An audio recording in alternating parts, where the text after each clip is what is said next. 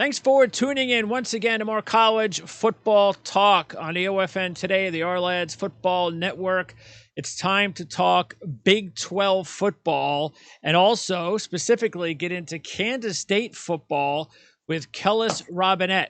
Let's talk about the biggest story for the Big 12 for the last few months, and that's realignment.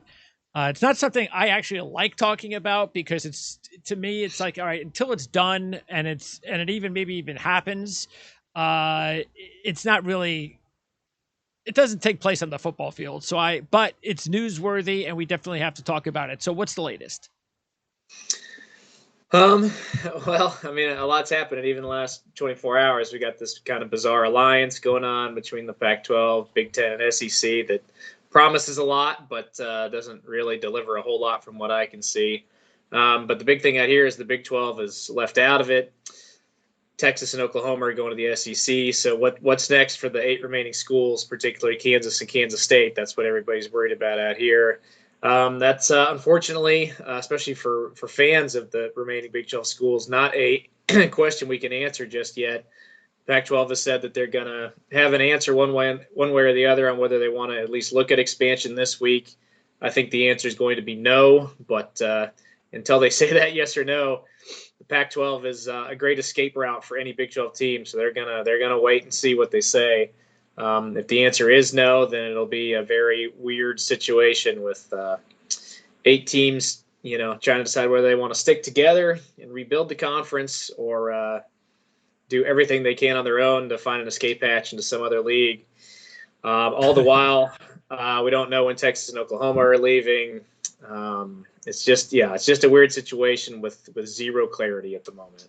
About a year or two ago, the talk was about, all right, well, eventually will all these super conferences kind of just like the 5 conferences where they just all kind of form their own kind of conference or league, but that doesn't seem to be what's happening. It seems like they're still trying to incorporate even bigger conferences and all stranger realignment. I'm just confused as a fan of how this is going to look in 10 years. Yeah, I mean, we might not be done.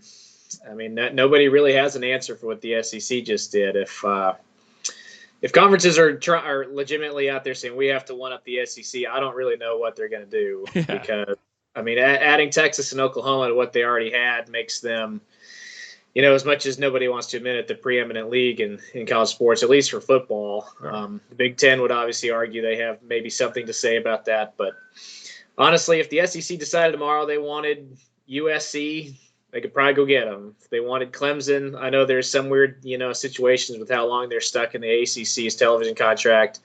Might be a little harder there, but I still think at the end of the day they could add them too if they wanted. So it's just a bizarre situation, and I don't know. It makes me kind of long for pro sports. You don't see the NFC. You don't see the NFC West and the NFC East coming out here trying to, one up the NFC North in some weird way off the field. Yeah. It's just left for what we see on it. And soon enough, they'll have to change the names of these conferences then. Yeah, probably. Yeah. So, all right. Now let's get into what we wanted to really talk about, and that's the conference, and then we'll spend a little extra time on the main team you cover, Kansas State. But alphabetically, let's start with Baylor. Dave Aranda, he'll be entering his 2nd year. Things didn't go all too well in year 1. That's not a surprise with the limitations last year because of the pandemic. He's still a very good defensive coach. Is that really where it all starts with Baylor? For them to get back to respectability, it's going to start on defense. I think so. You hit the nail on the head there. Aranda's a former defensive coordinator at LSU, so they want to be one of the best defensive teams in the conference. But at the same time, when Baylor has had their best teams under Art Briles and other coaches, it's been because they've had high-octane offenses. Yeah. So they need to get a little bit of a balance. I guess the interesting situation there is the quarterback they've leaned on the last few years, Charlie Brewer, transferred, and he's off. I think he's in the Pac-12, right? Yeah, Utah. Yeah. I don't know what they're going to do at quarterback. Last year was a bizarre situation for them. They had more games, I think, than anybody in the Big 12 wiped away because of COVID, and they had a new coach, didn't really get any chance to install stuff. So we'll see a little bit more from them, but, it kind of feels weird to say, but it's almost like this is year zero for him. Yeah, sure. You could say last year didn't count, and this year is, starting from the ground up. So I don't really know exactly what to tell you from Baylor, other than that I think it'll be a struggle for them to reach a bowl game again. Yeah, and they're probably not going to be a very pretty team to watch either until they get that offense rolling. All right, let's go to Iowa State, because this could be Matt Campbell's best team. And, usually, even when Iowa State's had a good team, and I don't believe a whole lot into the preseason rankings except how it helps teams make the playoffs and so forth, but Iowa State, I imagine they're going to be ranked higher, or maybe even they already have been ranked higher than they ever have been, because this is a loaded team, starting with Brock Purdy at quarterback. They got a ton of skill position players. Breece Hall at running back, 2 tight ends, Hutchinson at wide receiver, and they bring back a trio of really star potential defenders as well. So if Matt Campbell's going to win the Big 12 with Iowa State, you would think this could be the year. Yeah, and that's probably what maybe K-State fans won't do it, but it's probably what most of the other 7 teams in the remaining 8 are rooting for. Somebody can rise up and prevent Oklahoma from winning the conference. And if there's somebody who can do it, it is Iowa State. I'm with you. This should be their best team. They're in total run it back mode. Brock Purdy is the quarterback again. Breece Hall is their running back again.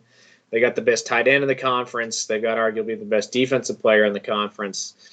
There's really no reason why they can't contend for another Big 12 championship. The only thing that gives me a little bit of reason for concern there is just that, one, they never really have much luck against Iowa. They just have not beaten them in the past. And last year you saw in the one non-conference game they played against Louisiana, they lost it. Had a great year, but they lost that first game. They always seem to have a game early in the season where they just look like a team that you don't even, what are they doing? And then it happens every year, it seems. Exactly. And if that happens again, then, you can probably go ahead and write off any national championship kind of sleeper hopes there. But, if this is the year where they take care of business and can go undefeated in non-conference play, then, all eyes will be on them in Oklahoma. I really like what Iowa State has. The only thing that I could say that might ding them up a little bit is that it's possible they looked a little better than they actually were last year, just because for whatever reason, they had much better injury and COVID luck than seemingly anybody else in the country. Okay. A lot of times when they played those games, they were at full strength, and the team they were playing was severely depleted. So that kind of led to some of their easy wins in Big 12 play. But I don't buy that that's the only reason they were good. But that is one reason. If you're looking for a reason not to hype them up, that would be it. Let's now stay alphabetically with the Kansas schools before we get to Kansas State. Let's talk about Kansas, because this is a nice story for diehard college football fans who have followed Lance Leopold and the job he's done at Buffalo in the MAC. They never won the big one, winning the MAC championship, but he just turned around like a dormant program. And they were a winning MAC school for almost as long as he was there. He was a winning coach before that at a lower level. But he just wins at places nobody expects you to win at. That's a good sign. Doesn't mean they're going to win right away. But this is a very interesting hire, and we definitely wish him all the best. He has the look of the best football coach they've had since Mark Mangino was there, which I know isn't saying much considering the guys that they brought in to replace him. But I think there is some long-term excitement there. And, I'm of the belief that as long as you give him time to build something there and, give him 4 or 5, even 6 years to build a foundation and get things going, he'll probably have them back at a level where they could make it a run at a bowl game at some point, get 6 victories. I don't think it's this year. I think just the staff was hired way too late in the process. I think the team, even though they do have some nice young talents, I don't know that they have enough veteran leadership to really do a whole lot this season. I know our KU beat writer is predicting him to go winless, so that kind of tells you what they're up against. I personally think that they can beat South Dakota in the opener and at least avoid the Hofer. But the rest of the season is going to be tough. They're the worst team in the conference, and if Lance Leipold can win even one conference game that'll tell you he's the right guy for the job this season. All right. Now let's talk about the school that you write about the most and follow the most. That's Kansas State. Chris Klieman, it's year 3. And first and foremost, it's about keeping Skyler Thompson healthy. Does he have, because that's the hope, is that there's another level to Skyler Thompson's game. Do you think that's there? And can Skyler Thompson be a difference maker for the Wildcats this year? Oh, definitely. I actually wrote a story about kind of the way to view his success this season. And he's kind of an interesting quarterback just because he's never going to put up big enough numbers that he'd be in the Heisman race or really even all conference consideration, just because you got guys like Spencer Rattler, Brock Purdy putting up, near 4,000 yard seasons, maybe even more than that when they're on it. Thompson's never thrown for more than 2,300 yards in a season, but that's just because of the offense they're in. They like to go slow. They like to keep it on the ground. The way you got to view him is through efficiency. If he's one of the more efficient quarterbacks in the conference, which I think he can be, you could argue that he has a shot at being the second or third best quarterback from that perspective in the conference this season, just because he's got the experience. He's been around this offense before. He knows what he's doing. And again, while he's not going to put up 4,000, probably even 3,000 yards this season, he could have a really, really good TD to interception ratio. He could be very highly graded from Pro Football Focus, and he could win a lot of games. There's only one guy in the conference who's beaten Oklahoma twice, and that's him. So if he makes it 3, it's going to be legendary status. Yeah, exactly. Deuce Vaughn is one of those rare players. He has got to be one of the tiniest number 1 running backs in all of FBS. Definitely, you've got to think in the Power 5 schools. But he's a talented kid, and he's a big part of the offense. He's a huge part of the offense. You could say he is the offense, honestly. I mean, that's a little bit of an exaggeration, but they want to get him the ball. They want him to get him the ball as much as they can. He is small, so you're not going to see him get like 30 carries a game, but he's very fast. He's very agile. He's very shifty, and he's good as a receiver. So they're going to do everything they can to get him, something like 10 to 15 touches a game at running back, and then split him out and make defenses worry about him as a receiver too. I mean, that's where he did a lot of his damage last season. Was at running back. Was as a receiver. As a running back, he averaged 5.2 yards a carry, which obviously is really good. But as a receiver, whenever they did get him the ball, he averaged 17.4 yards every catch. Okay. So they want to move him around, get him the ball in versatile situations. And, he's going to be the focal point of their offense, even though they do have a few other playmakers. Well, I mean, it makes a lot of sense when you're that small, and if you're shifty and fast like he is, you got to be real hard to cover. So makes a lot of sense. They want to put him out there and put him in good matchup situations. What about the receiving unit? Most of the guys are back. Do they have a number 1?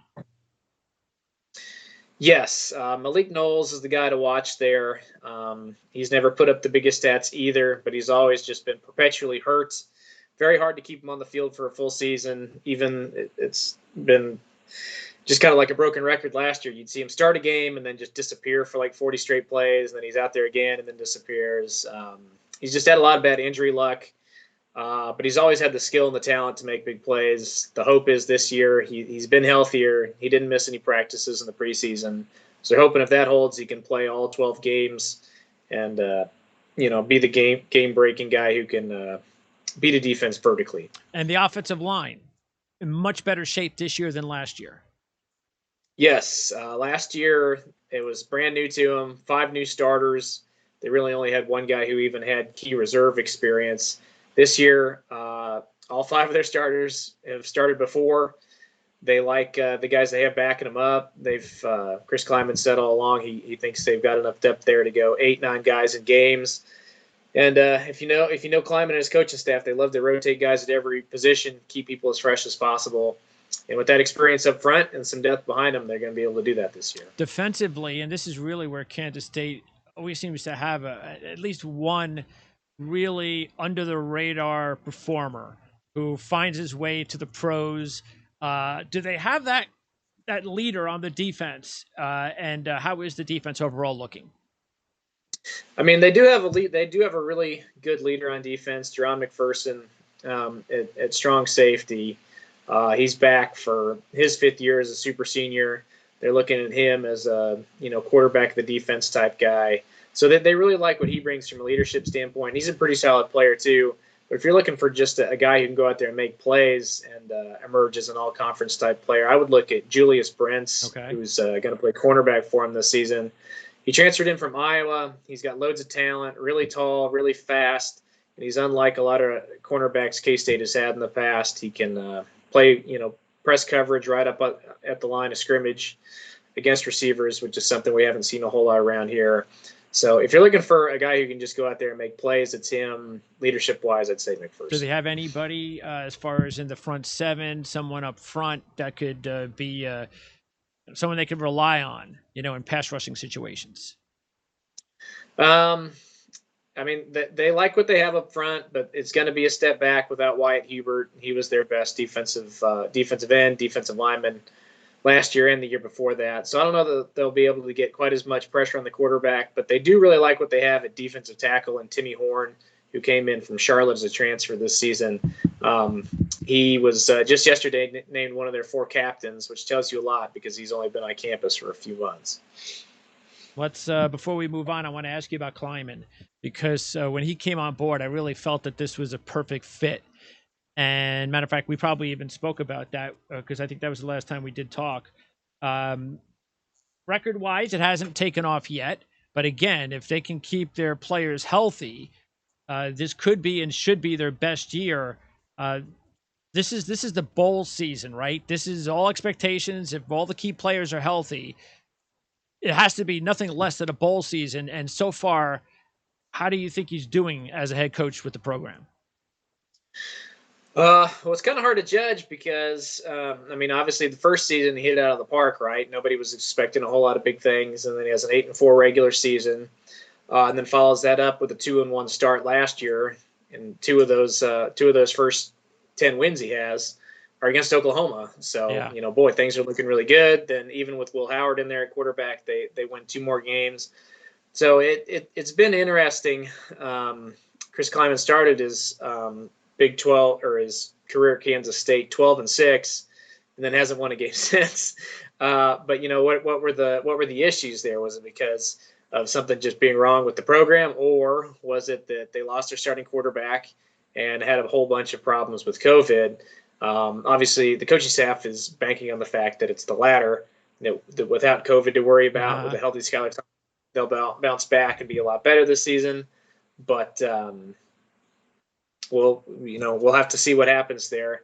The pieces are there on paper for him to be back in a bowl game, but the jury's still out a little bit. I think people want to know what's coming next before they make a decision one way or the other. Sounds like it's a very important season.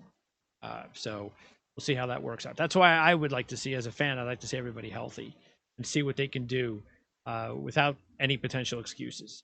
Okay, let's talk about the top team in the conference. It's been the top team for a long time, and that's Oklahoma. Lincoln Riley's still there. He hasn't gone anywhere. Spencer Rattler comes in last year as a top recruit and plays well. A lot of people are expecting him to have even a bigger year this year. So is there anything different from the expectations or from what you see from this Oklahoma team coming into 21 from any of the previous top teams that Lincoln Riley's had? I'd just say the difference seems to be on defense. This seems to be the best defense they've had there. That's been their Achilles heel over the years. Even when they have made it to the playoff, they haven't been able to stop anybody. But they put a lot of resources into recruiting on that side of the ball. They've upgraded talent.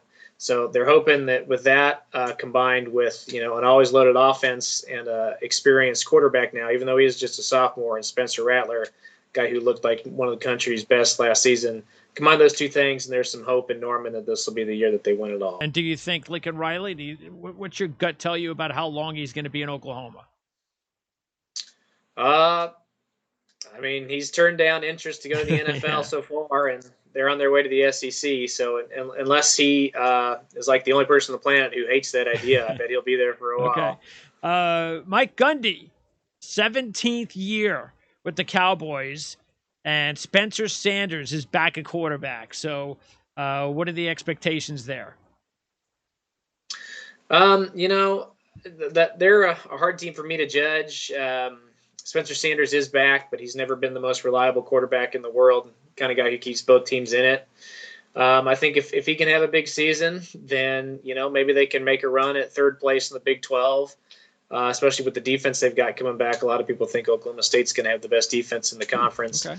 But if that doesn't, if that doesn't happen and the offense isn't good enough to win games for them, then maybe they're only looking at 6 or 7 wins. The one thing I can tell you, though, is that Oklahoma State under Mike Gundy has been the model of consistency. They have, I believe it's 14 or 15 straight years of winning seasons there. So you at least always kind of know what you're going to get in terms of floor in Stillwater. Is Gundy pretty much, is that's his job as long as he wants it and as long as they keep going to bowls every year? I mean, I think so. He's survived, a little bit of controversy there already. So if they weren't going to get rid of him already, I don't think as long as he keeps winning, I think he's good to go. It's interesting because we've talked about half the conference already, and it's amazing how much more you're talking about the defense. And that means the old days of just a couple of years ago of it being a laughing stock kind of conference for defense, that's over. Yeah, I mean, a lot of programs have upgraded on defense, and it's. I really don't think this is going to be a season where you just see games being won 65-63. Like we did back when you had Patrick Mahomes and Baker Mayfield in the conference. Maybe it's that way when Oklahoma plays K-State or something. I don't know. K-State's got a pretty good offense this year. I don't know if they can go in the 60s, but you know what I mean. But mostly, yeah, a lot of teams have better defenses than offenses for the first time I can remember. All right, now let's talk about the Texas schools, starting with Texas and Steve Sarkisian. How surprised were you that he was the name there? Because he's had some issues, and he kind of got his reputation back, which was nice. But what I remember about Sarkisian, it was a guy, especially, of course, at Washington, very good recruiter, but was more of a recruiter guy that really, you didn't really feel comfortable winning the big games. Like, it was more of a recruiter than a really good coach. And if he could recruit at Texas, then obviously that's a great idea to bring him in. But again, back to my original question, how surprised were you that he became the coach? I mean, mildly surprised. I was surprised they made a switch at all the way that they finished last season. I thought they'd just stick with Tom Herman, even though he wasn't winning at a Big 12 championship level. They still beat the tar out of Kansas State and Colorado to end the year. I thought that'd be enough to bring him back. But they felt differently of all the candidates out there. I mean, I guess he makes some sense. He's the Alabama rehabilitation program under Nick Saban's worked wonders on a lot of coaches, so he could definitely be next. But at the same time, he didn't exactly win big at Washington or at USC, so the jury's still out there a little bit. But he does have Bijan Robinson coming back at running back, so as long as he just gives him the ball, they'll probably win at least 9 games. All right, yeah, Ellinger being out, that's also going to be a big change, because he was like, that kid was like there for a long time. So. He was. They've got some dudes behind him, though. I think they'll be all right. All right. TCU, Gary Patterson, another long stay, 21st year. He also has a good quarterback coming back, but they're always going to play defense at TCU. And Hodges Tomlinson is one of the best defensive backs in the country. Yeah, I actually like TCU this year a lot. I'm an AP voter in the top 25. I had them ranked number 19th preseason, which was higher than anybody else. And maybe I'm just drinking the purple Kool-Aid there, but they've got more experience than they've had in the past. Max Duggan's finally, an upperclassman. I think he'll be able to lead the offense a little bit better. And TCU has had plenty of talent over the last couple of years. It's been almost kind of comical that they haven't won more games considering how many players they put in the NFL draft. But the talent is still there. I'm kind of banking on them finally putting things together and winning a few more games. Yeah, I think what's holding them back is really if they had an upper-level quarterback, and maybe that's why, as you were saying, maybe that's why this could be a really good breakaway year for them, because they probably have their best quarterback play entering the season in quite a long time. Yeah, I agree. All right, let's talk about the other Texas Tech school, and that is Texas Tech. Actually, the Texas school, Texas Tech. Head coach Matt Wells in year 3. Actually, the last 2 teams, Texas Tech and West Virginia, both have year 3 coaches. Matt Wells with the Red Raiders, Neil Brown with West Virginia. Both guys need winning seasons, and especially Wells. Back-to-back 4-win seasons. That has to be really concerning a lot of people in Lubbock. But they do have Shuck, the transfer from Oregon, coming in, so that's a big deal. They do, and you'd think the defense would be improved this season, but it'll really depend on them. How good is that quarterback? If he can come in and play at a high caliber level in the Big 12 and they can put up points, then they might be in a bowl game this year. But it's just kind of hard to predict that. Texas Tech has been on the wrong side of that line for a while now. And you're right, Matt Wells, I think he's on the hot seat as much as anybody else in the conference. He needs to probably be in a bowl game this year to keep his job, and we'll see if they've got enough talent there to make it happen. But yeah, I think it really all comes down to that quarterback. And West Virginia, to round it out, Neil Brown does have 1 winning season, and Letty Brown also at running back. So West Virginia, what do you think about year 3 for Neil Brown? Yeah, I think they're one of those swing teams in the Big 12. I could see them having surprising people and finishing near the top, maybe even the top 4 of the league. Maybe going the other way, finishing in the bottom 3. But Neil Brown has been an overachiever since he got there in Morgantown. They came on late during his first year, had a winning season last year. Really built an identity with their defense and their run game on offense, and I don't see that changing. I think they're going to be solid, and if they can win a game or 2 that are considered toss-ups for them, they could end up having a really good season. Yeah, that's good. That's what you want to hear when you have a new coach, that they improved at the end of the first year, carried over to the second year, and now, of course, you're hoping that year 3 is when things kind of really break open. So we'll keep an eye there. Last couple of questions. Have you put your final predictions yet? Who's going to play and win the Big 12 championship this year? Oh, I'm boring. I think Oklahoma beats Iowa State. And give me a sleeper. TCU. If anybody's going to jump up and earn a spot in Arlington instead of those 2 guys, it'll be them. Excellent job, Kellis. I appreciate it as always. We look forward to talking to you again sometime during the season, especially if there's big news on the field, though. Can't wait for the season to begin. All right. Thanks, Kellis.